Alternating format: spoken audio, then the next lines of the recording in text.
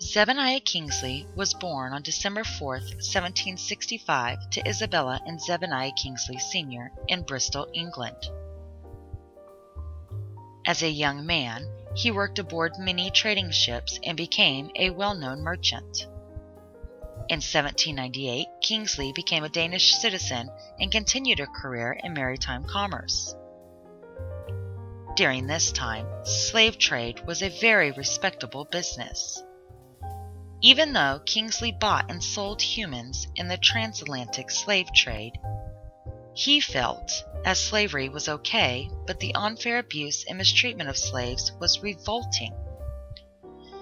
In 1803, Kingsley changed his citizenship yet again and declared his loyalty to the Spanish crown.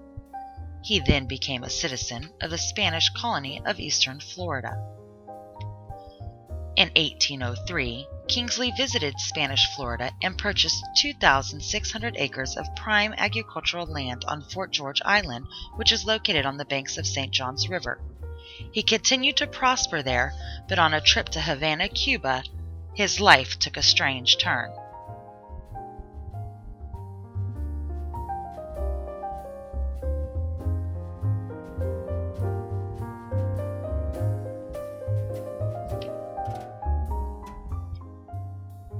Antonadai was born in 1793 in an unknown portion of Western Africa. This is where slave raids were a frequent occurrence, and because of this, many villages were left deserted as people were abducted to be sold or because they fled in fear of their lives. Daniel L. Schaefer, who is the writer of Anna Magagingai Kingsley, has based his book on given research in the history of different areas. Even though Anna was considered an African princess, she was also captured when she was 13 years old of age to be sold in slave trades. Schaefer suggests that Anta may have been sent to Goree Island in Senegal, in which she sailed then to Havana, Cuba.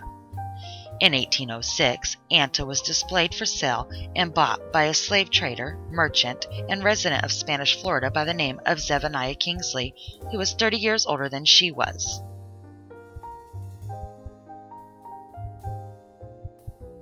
Kingsley spent 3 months in Cuba and left in October 1806 with 3 of his slaves, including Anna, who was carrying their child at this time, and sailed to Florida. Kingsley set up a household at what was known as Laurel Grove, but now is called Orange Park to many. Even though Anna was still his wife, she was still considered a slave and supervised all work done on their land. In 1811, Zephaniah filled out a manumission document that would legally declare Anna and now their 3 children free.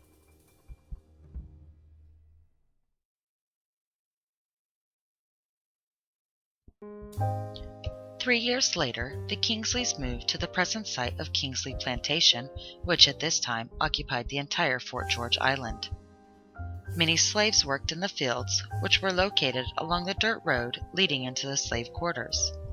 The main cash crop here was Sea Island cotton. Other crops included sugarcane, corn, beans, and potatoes. On this Sea Island plantation, slaves were assigned according to the task system. A task was a specific amount of work required for each slave to finish daily. When the task was finished, slaves used whatever remained of the day to hunt, fish, garden, or tend to other personal needs.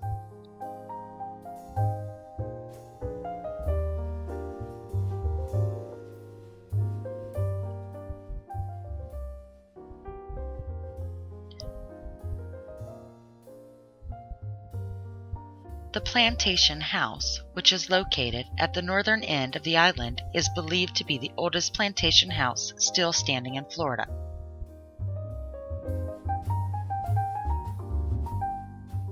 These structures were built with a material called tabby. Oyster shells, one of the main ingredients, were piled into middens by the Timucua and their ancestors. When planters and slaves first arrived, these shell middens provided abundant building material. Skilled slaves burned the shells to make lime, which was mixed with sand and water. This concrete was poured into forms layer by layer to make the walls. These slave quarters were the homes for 60 to 80 enslaved families.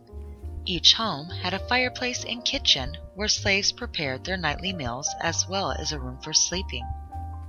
Slaves might have received cornmeal, molasses, salt, and other basic provisions from the plantation owner, but had to grow or gather the rest of their food and supplies on a plot of land provided to them. Enslaved families often chose to grow the food of their African cultures, such as yams, okra, black-eyed peas, eggplant, and sesame are just a few examples. The slave quarters at Kingsley Plantation are laid out in a unique way. Instead of a straight line, the houses form a semicircle. This pattern is similar to village design in some areas of West Africa. Notice that the buildings are not all the same size. The larger ones at the ends of each row were given to the driver and his family for the extra responsibility of managing the daily work assignments and reporting it to the owner. The larger cabins were also shared for community activities, or they were given to the slave craftsmen as a show of status. It has been said that the slaves under Zebaniah's ownership were allowed to have locks on their doors and carry guns, which was not normal for slaves in these times. They were also allowed a back door on each quarter. This is for them to converse in privacy without Zebaniah knowing. Now take a moment and look in the direction of the plantation house. During the plantation period, this now wooded area would have been an open field with a clear view of the other plantation buildings.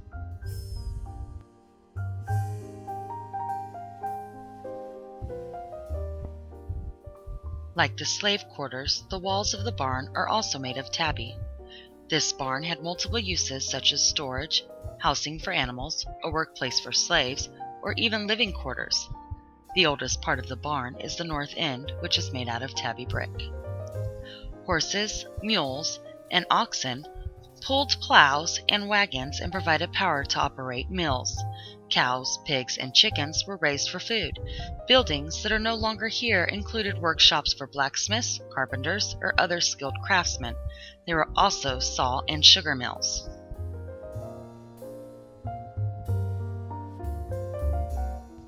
During the spring, summer, and fall, the garden provides a first-hand look at the plantation period cash crops such as Sea Island cotton, indigo, sugarcane, and daily food crops like peanuts, peas, pumpkins, potatoes, and okra.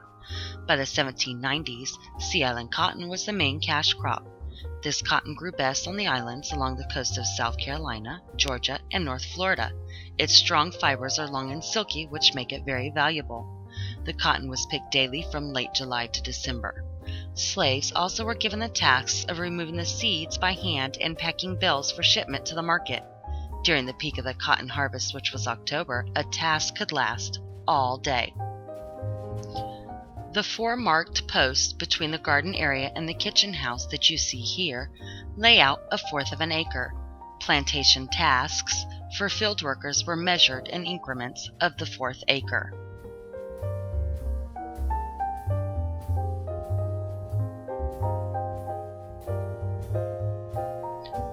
The kitchen is where Anna stayed up on the 2nd floor.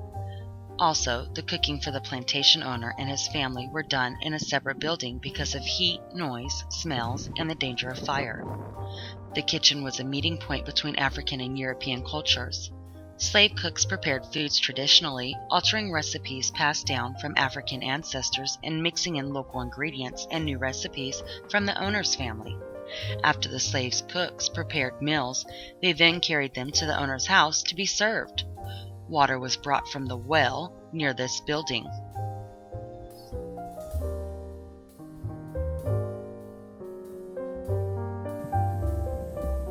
The front of the plantation owner's house faces the Fort George River. Most plantations were located along waterways because transportation by ship or boat was the easiest way to get crops to market or to bring in supplies. The plantation house dates to 1798 and is the oldest plantation house still standing in the state of Florida. It was built for the comfort with 4 corner rooms and the central 2-story section. The stairs to the second floor were located outside on the back porch. The house was designed so that windows on all sides of the rooms would allow breezes to cross-ventilate. Unusual features of this house include full cellar and the widow's walk on top of the house. Now, unfortunately, when you come and visit Kingsley Plantation, you are unable to tour the inside of the house due to the instability of the floors and not enough support beams. But from outside, you can tell that there are not just four-corner rooms. A lot of rooms have been added post Zebediah Kingsley's ownership. But you may enjoy the beautiful sight from the outside.